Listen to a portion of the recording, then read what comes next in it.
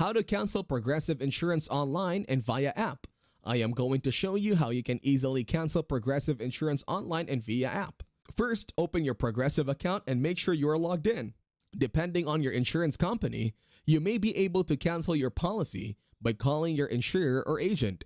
Some insurers may require you to sign a cancellation form because drivers must carry a minimum amount of auto liability coverage in nearly every state. Ensure you are covered with another company before you cancel your existing policy. Scroll down and click on Contact Us.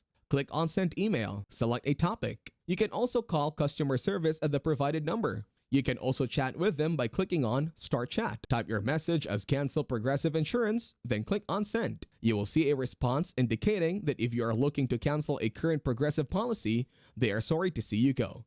Please call them at this number to make that change. If you are looking to cancel a non-Progressive policy, you can call your previous provider and let them know.